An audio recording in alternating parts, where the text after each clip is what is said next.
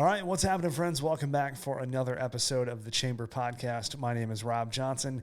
A very exciting show for you guys today. Joining me in studio is former Lieutenant Governor and the President of the Small Business Association of Michigan, Brian Calley.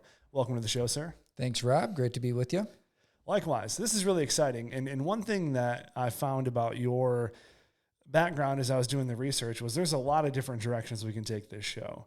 But I guess what I want to start off with is obviously, and especially in Michigan, people are familiar as you were the lieutenant governor for 8 years.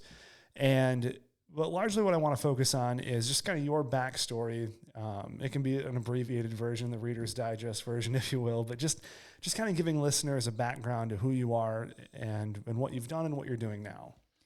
Well, I've been in Michigan most of my life, save for 3 years when my dad was in the Army. And so we were originally from Detroit, and so southwest Detroit, so in the city proper where I was born. My father was a doctor, did his residency at Oakwood Hospital, where I was born in Dearborn, and then just throughout the 80s, a lot of the family started moving, especially by the early 90s, had moved outstate. Back then, outstate was Livingston County, where most of my mom's side of the family moved to. But I did most of my growing up in Ionia County, so a very rural county in the middle of the state near Lansing.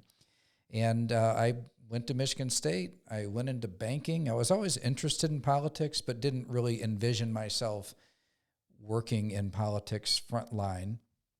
But a friend of mine was elected to the Ionia County Board of Commissioners, and I first became aware of what that position even was, and so she had suggested maybe I think about running for one of those spots. Needed some financial know-how on the board, so I did it, and I loved it.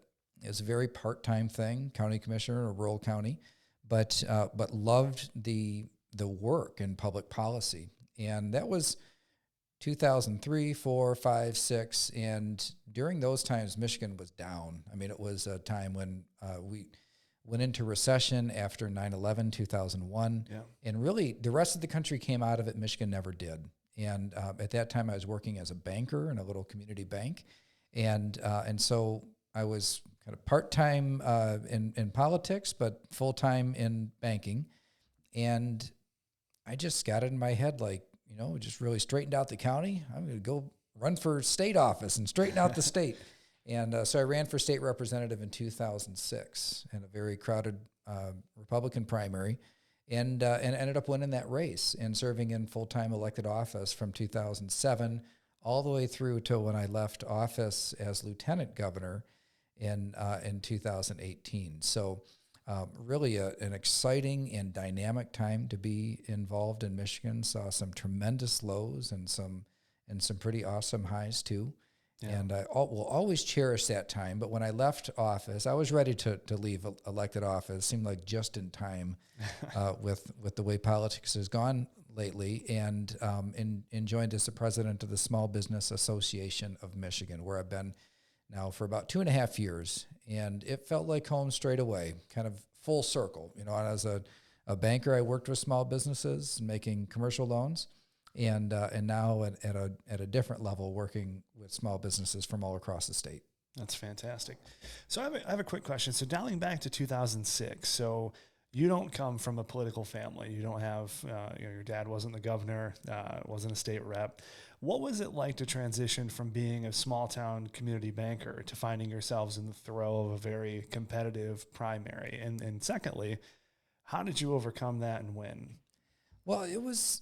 When you work in banking, you're people in banking, they're risk managers in a lot of ways. So most people that work in those types of jobs are very risk adverse. So the concept of running for public office in a very public job interview where everybody knows whether or not you got the job is not a natural type of an action. But I decided I would leave banking. I literally quit my job, and I had no choice but to be successful. There were no back doors. The economy was in the tank at the time.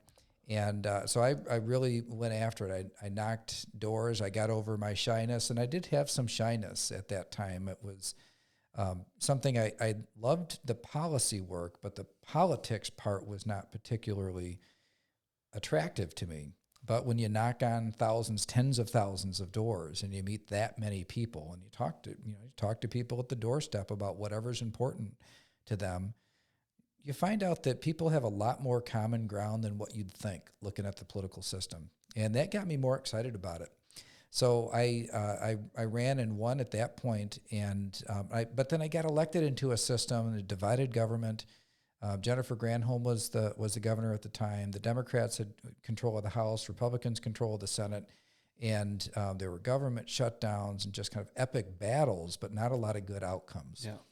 So I was discouraged enough to where I thought, I think I'm going to get back into banking. After a couple terms in the House, I just felt like so much of the work was making bad less bad as opposed to making good things happen. And I was just about ready to leave. And that's when I met Rick Snyder, and just this nerdy accountant, self-described nerd, who just wanted to go help people and was one of the most non-political people that I'd ever met. And it was difficult to imagine him winning, but I thought, wouldn't it be neat if he had a non-politician serving as governor? And so we became friends once he won that primary and invited me to join the ticket with him. And we did some pretty awesome things. We balanced the budget, which was seems, right now they got extra billions of dollars coming in from the federal government. But back then, the state was billions short.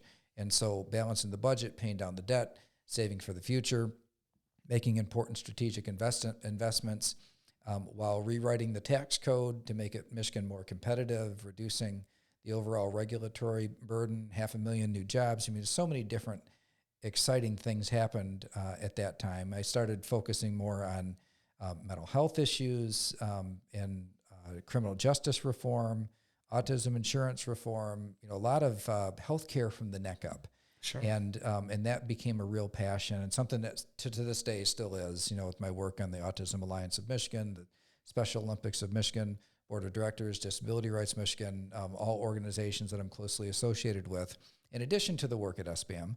And so that really all started when I was in office, and that was just a time period that, while I'm happy not to be in office at the moment, because I really feel like the political system, I don't really have a place there anymore. Somebody likes to bring people together, cooperate, find common ground, and make things happen, as opposed to win arguments. Yeah. There's not much of a place for that in the political system now, but I loved the time that I spent especially as lieutenant governor, especially during that time period in Michigan that was so critical and so important. And then to roll right into being a person that wakes up every single day thinking about, what does small business need in order to be successful? And it's such a natural place. We have 28,000, almost 29,000 members all across the whole state, and in every industry you can think of, and a whole bunch of industries you've never thought of. And Sure. it's really been a great, it's just been a great time to connect with people that are making really exciting things happen at the local level. And that's where the action is.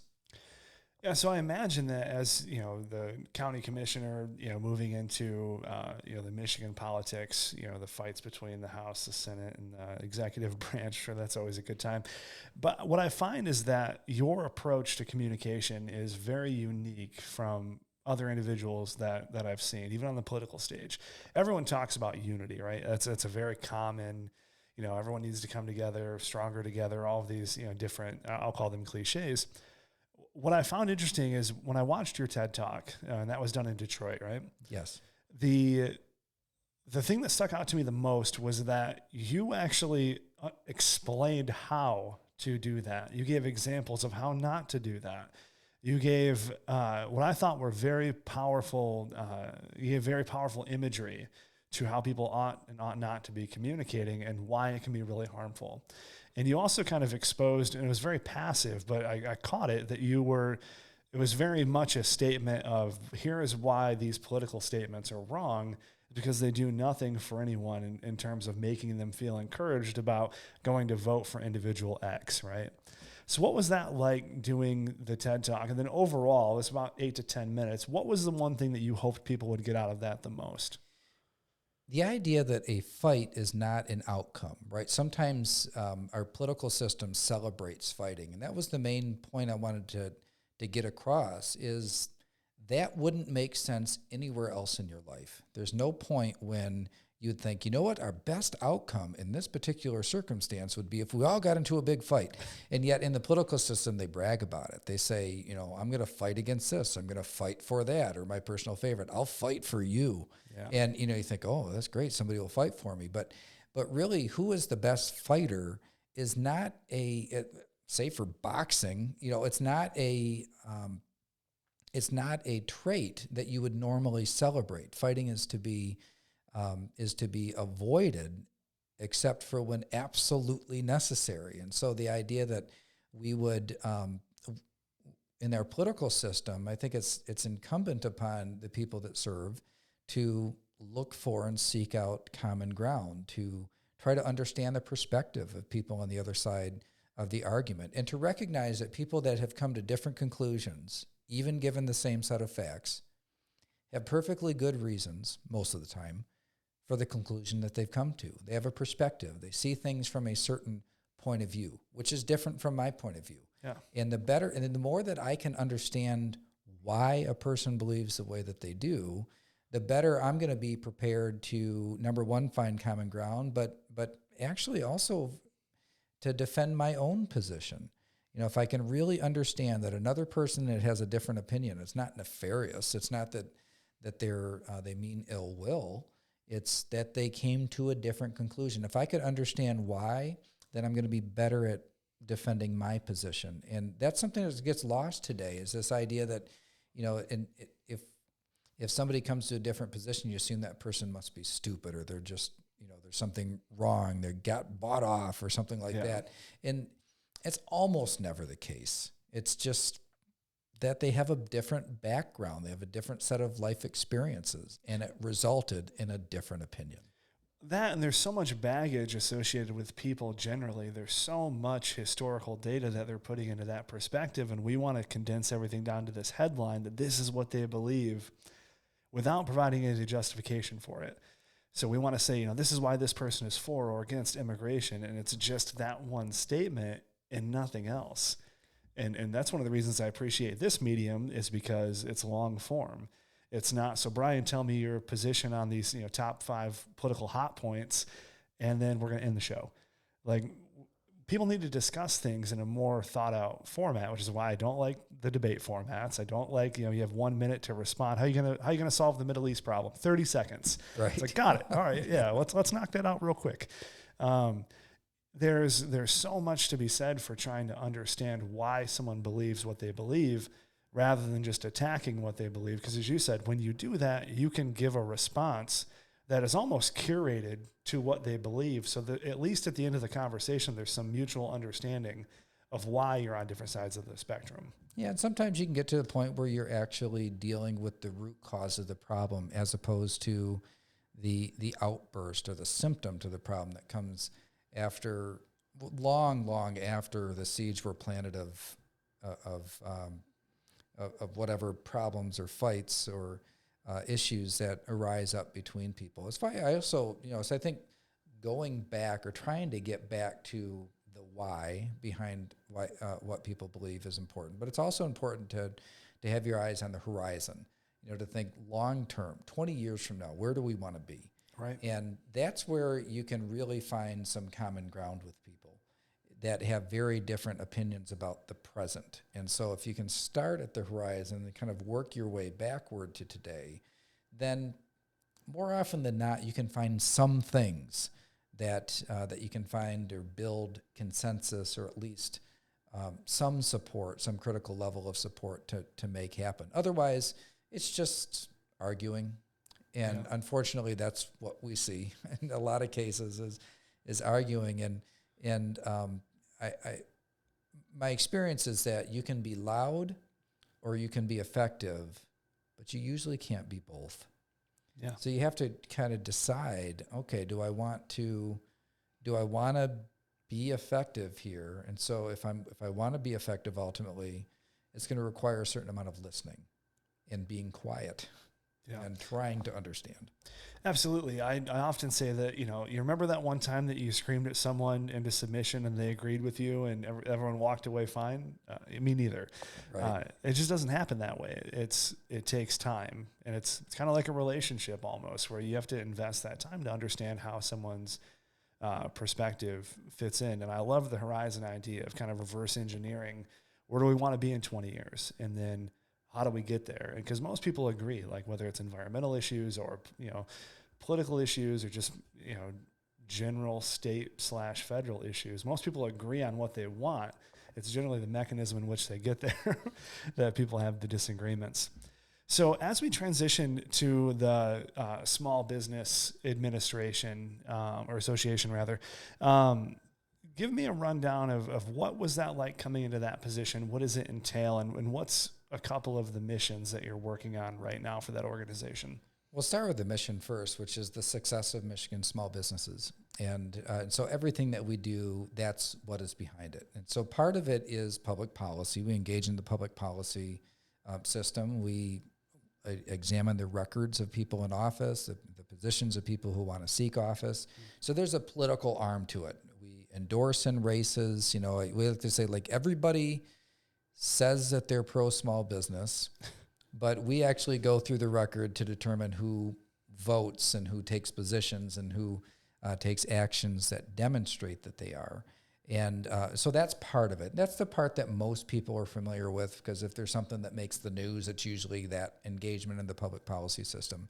But our roots are really as a business services organization. And the majority of the people that work at SBAM are focused on business services. So we do compliance education and best practice. We bring business owners together. Magic happens when you bring business owners together. So we're not into building big crowds, but rather quality crowds, although our crowds end up being pretty big because we have such big membership now. But the idea that we keep the salespeople out and we just put business owners together. And that's part of the magic as well. They learn from each other, that peer-to-peer, peer-to-peer learning that happens. And then beyond that, there's the traditional group purchasing and negotiated discounts and insurance services that are part of the core part of what a lot of associations do. Sure. We also get involved in energy efficiency. We do some association management for other smaller associations. So there's a lot to what we do, and are headquartered right in Lansing. What I love about it is that every day is completely different, and I have a great opportunity to connect with people from all around the state, and to do so around a subject that there's just great goodwill for, and that is success of small businesses. That's something that every community has in common. It's something that the vast majority of the general public view and see as a good thing. And so it's something, I think, to be leveraged in order to create a stronger environment for success. In Michigan, we've always been very blessed to have large multinational companies headquartered here. But really, when you boil that right down, whether you're talking about Dow or Ford or Kellogg or Gerber or Stryker, to the world, those are multinational companies. To us, those are family names. Sure. And they started with people that had an idea that changed the world. And so when I look across our 28,600 members, there's some of those future world-changing companies in there. But, there are a whole bunch of other ones that they're community-changing companies. Right? They make a real impact at the local level in a profound way that the big players could never do. And that's what's truly special about it. We kind of have a love-hate relationship with the word small, so it's in our name, Small Business Association. But no business is small to the owner. It's their world. Absolutely. Everything that is wrapped up around in it. And so we think in terms of impact, which is enormous. Yeah, that's a great point because when when I first started off, it was, just me alone, an idea. And like you said, that turns into something where it's your entire world. It's basically how you live, how you pay the bills, how you eat, all those things. As things scale up, and one thing that I've noticed is it's so good to have individuals that have done it before, that have forged that path that you can sit down and talk with and bounce those ideas off of. And even when it's uncharted waters, it's nice to have an organization that can help guide you through that. One thing I really remember and I appreciate about SBAM is during COVID, there was, I want to say, daily seminars on like PPP and here's what you ought to be doing. Here's grants that are available. And it was, I want to say it was daily. It was, yeah. We did the daily briefing. Yes. And when we first started out, we thought it would be a 3-week project when things were changing. I think everyone so much. thought that and hoped that. Yeah. Well, and now we still do it twice a week. So on Mondays and Thursdays, 3:00 on Facebook Live, we still, everything that has happened in the previous few days that small business owners need to know about, we cover. And Rob Fowler, who's the retiring CEO, and I, who have been tag team leading this organization for the last couple of years, he'll be retiring at the end of this year. We've made this really a core part of what we do. It started because of the pandemic, but remember the executive orders that were coming out, and they were hard to understand. And we took all 28 members of the Small Business Association of Michigan when the pandemic really hit and the closures were ordered, and we turned it. We put everybody on the phones, and it was a matter of just 24 hours a day, 7 days a week. When it wasn't enough to say to people, well, we put a copy of the order on the website, go read it there. It was important to hear people's story and to hear their circumstance and to try to help them understand how these rules that were written in a certain way that people aren't used to deciphering and interpreting, how does that apply to your business? And so we would take all that input that was coming in from our member conversations, and then we would use that to inform the briefings that we would do.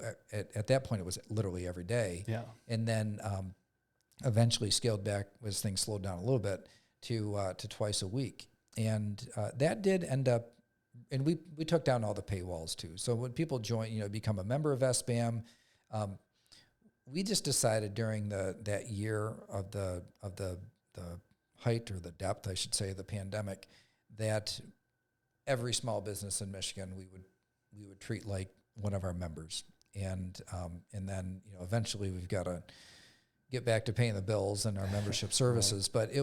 But we were thankful to be in a position where we could do that, and so we got in touch with so many different businesses that we had never met before, and we just, in a lot of ways it was an exercise of listening, gaining trust, and then talking through it. When they would write these orders in the governor's office, the orders would be like as though everybody's in a nice, neat little industry, but there are a lot of businesses that cross over different industries. Sure. And so, just as an example, when I remember I talked one Sunday night to somebody who had a convenience store and a fountain pop machine, and they were like, so there's retail and there's restaurant, and they have different rules. Which one do I fall under? Because these functions could be in either one of them. And Sure. So as we talk through, those are the sorts of things that we would do, and then we would create a feedback loop. Then that information would go back to the State Department, would go back to the governor's office and say, here are the most common frustrations and questions. Here are some areas that we see that need clarification or need to be changed, and here's kind of a triage of the most important things. And sometimes they listened, sometimes they didn't, but it was important to have that feedback loop, and it was a role that we played in, especially in the early stages of the pandemic. One thing I remember really vividly is you guys would take all of the information that was coming in from the governor's office and turn it into graphics almost, that way people could just see. Sure. And that was the most striking thing, was just the amount of work that you guys did on organizing information that in my opinion, as a business owner, should have already been organized when it came out. And that was one of the most frustrating things, is because things were changing and we were deemed non-essential, even though we were an arm of most companies' sales force, which is weird.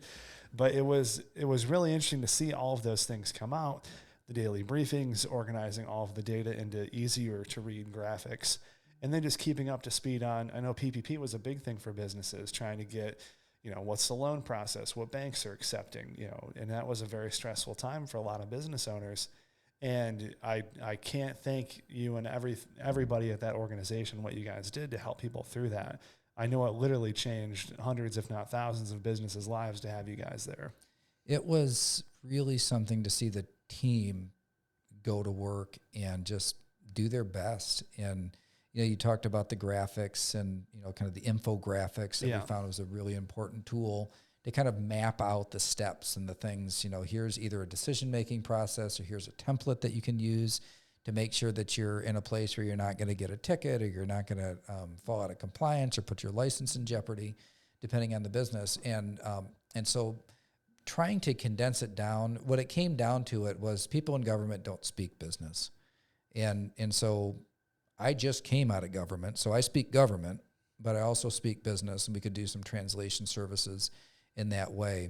I can't say enough about the team, too. They really rose to the challenge. We asked everybody to do things that are not in their normal job responsibilities, and they rose to the challenge. It was something to see, and the cool thing about it now is we still have a pandemic out there, as we're kind of struggling to find our new normal here in the future, that the sense of mission and the dedication to the success of our members, but small businesses in general, remains at an intensely high level. And that's if there's one silver lining for our organization coming out of it, it's that we feel closer to and a more kind of intense drive than ever to be successful at our purpose for existence. Absolutely. So Brian, as we look to transition and close up, I want to talk about the relationship you guys have with the chamber. Because I know Pam, as we've mentioned many times on this show, was leading a pretty good charge of keeping everyone in the best contact possible of everything that was happening. It was the same thing on her end, was she was getting a lot of information, funneling it in, trying to organize it and cycle it and put it in the right pieces, and did a phenomenal job with that. What was the relationship like between SBAM and the chamber during the, we'll call it the height or depth, as you put it, of COVID? Yeah, this was a time when associations had an extra special role. And so the relationships that were formed before the pandemic were leaned on very heavily in order to disseminate information out. And so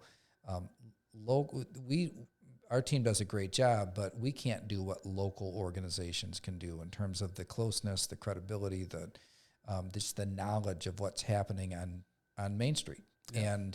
And so that's where the chamber really helped us to be more effective in reaching people in the way that was required. So we have strategic partners all around the state, the ones like this chamber who have taken, who really did take the information that was the content that was being created and make sure that it got to every single place that it could do good. It multiplied the impact of the work of a team of 28. 28 is quite a few people. When you think about a state of 10 million people, it's not that many. Right. And so the results or the work was multiplied because of these partnerships that exist. So I think that's I couldn't say enough for the way that the chamber was able to leverage its local membership, its own relationships in the community to take the content that was being generated closer to the system and make sure it got to where it needed to be. For us, we're good at communication, but we could never reach as many as we can with strong local strategic partners. Yeah. It's phenomenal to see and then now in a retrospective way, seeing how all that information rolled out from the governor's office to SBAM to the chambers, and then, ultimately to the members. And then also you guys have, 28,000 members. So you guys have 1 employee per 1,000 businesses in Michigan. You guys got to work on that ratio. But it's basically a master class in how to communicate all this information during one of the most stressful times for business owners. Yeah, it was important to listen. That was one thing that really was ingrained in our staff, was that even if you've heard a story similar to that 100 other times, it's special and unique to that person that you're talking to. And so taking the extra time to hear out a person's fears and frustrations and concerns about where things are at right now can help to really, first of all, it can sometimes help to make sure that we're tailoring the response the best that we can. But also for a person to know that, hey, at least on planet Earth, where it seems like everything's falling apart, there's one other person who understands because they just listened to me explain it, that was an important component. And then we could really get to problem solving. In some ways, even though I'm proud of the work that we did, it was frustrating because there are a lot of things that we wanted to be able to change, and just as much feedback and advocacy as we did in the earlier stages of the pandemic, it was hard for the economic emergency that was happening alongside the public health emergency. It was hard for that to get airtime. It's hard for that to get considered in the way that it deserved, and so we're working overtime still to ensure that never again are we in a position where our entrepreneurs are asked to close their doors. Yeah. And another thing, too, that's frustrating is we still haven't seen the total fallout of what it was like to have the economy closed for that long of a period. My suspicion, this is my opinion, not the opinion of the chamber, but is that we're going to see a lot more economic fallout far beyond what we see from the health fallout, just because of the shock waves that were done and the quickness in which they were done. I think that's going to last a lot longer than the virus, in my opinion. During 2020, I was thankful that the federal government's response was massive. During 2021, I think that the government's response is a threat. And so, in other words, during the depth of the pandemic, I'd rather see the feds overdo it than underdo it. Sure. But now that we're facing rising costs, we just did a survey with our members that showed that the vast majority of small businesses are facing costs that are rising more, in some cases substantially more than normal, and the difficulty in finding people to do the work and to meet the full opportunity that is out there in the recovery. That there are major challenges that are facing our economy today. And what we need from our government now is a return to normalization.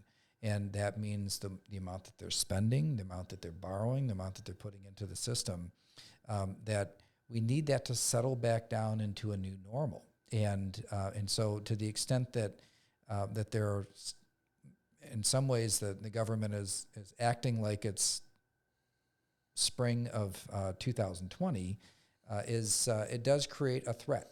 And it's something that I think that we need to rise to the challenge of explaining why it makes sense to let the normal forces of the economy take back over. And when you put these other forces in there, and there's not a reasonable relationship between the money coming in and the money going out of government, it's really, when you boil it down to it, it's not that complicated. In your household, in any business, in local government and state government, there has to be a reasonable relationship between the amount of money coming in and the amount of money going out. Those rules, while the federal government can get away with it for a long time, they're not immune to it. And we are starting to see some of the ramifications. So yeah, it's my hope that we can get past this period of taking extraordinary actions in reaction to the pandemic, and get back to a point where we are getting out of people's way so that they can go out there and build the communities in the best ways that they see fit. Absolutely. Absolutely. LeBron, I appreciate your time today. You have a very unique history. And as I said at the top of the show, we could probably spend a couple hours on each section. And I appreciate the time that you spent here today walking me through all that. Pleasure to be with you. Thanks for the invitation. Absolutely. And friends, if you want more information on SBAM, Brian Calley, check out the show notes for the podcast. All of that relevant information is going to be down there. I appreciate you guys listening. That'll wrap up this week's episode. Take care.